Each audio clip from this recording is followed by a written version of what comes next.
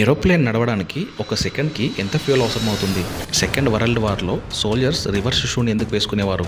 ఒక రకం చేపను వండాలంటే 2-3 ఏళ్ళు ట్రైనింగ్ తీసుకోవాల్సిందేనా? అమెజాన్ రెయిన్ ఫారెస్ట్ తన వర్షాన్ని తానే తయారు చేసుకుంటుందా? ఇలాంటి ఇంట్రెస్టింగ్ ఫ్యాక్ట్స్ తెలుసుకోవాలనుకుంటే ఈ వీడియోని చివరి వరకు స్కిప్ చేయకుండా చూడండి.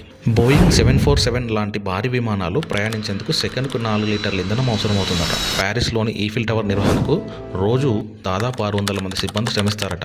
రెండో ప్రపంచ యుద్ధం సమయంలో జర్మనీ సైనికులను తప్పుదోవ పట్టించేందుకు ప్రత్యర్థి బలగాలు రివర్స్ షూని ధరించేవారు. ఈ షూలు వేసుకుంటే నడిచిన అడుగుజాడలు వెనక్కి వెళ్ళినట్టు కనిపించేవి. దాంతో శత్రువులు తప్పు దిశలో వెతుకుతూ మోసపోయేవారు. అమెరికాలోని పిట్స్బర్గ్ నగరాన్ని సిటీ ఆఫ్ బ్రిడ్జెస్ అని పిలుస్తారు. ఎందుకంటే ఇక్కడ మొత్తం 446 వంతెనలు ఉంటాయి. మరి తొలినాళ్లలో ప్రయాణికుల బరువును తూచిన తర్వాతే విమానం ఎక్కేందుకు పంపించేవారట.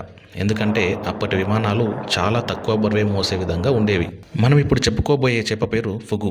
ఈ చేపతో చేసే వంటకాలు జపాన్, కొరియా దేశాల్లో మాత్రమే పెద్ద పెద్ద లగ్జరీ హోటళ్లలో దొరుకుతాయి. ఇక్కడ ట్విస్ట్ ఏంటంటే ఈ చేప బాడీలో సైనైడ్ కంటే విషపూరితమైన టెట్రోడోటాక్సిన్ అనే విష పదార్థం ఉంటుంది. అందువల్ల ఈ చేపను ఎవరు పడితే వాళ్ళు వండడం కుదరదు. ఈ చేపను వండాలంటే దాదాపు 2-3 ఏళ్ళు ట్రైనింగ్ తీసుకొని ఎగ్జామ్ పాస్ అయి లైసెన్స్ పొందిన వాళ్ళు మాత్రమే దీన్ని వండటానికి అర్హులు. ఈ ట్రైనింగ్లో ఆ చేపను కట్ చేసి ఆ విష పదార్థాలు ఎలా తొలగించాలో నేర్పిస్తారట.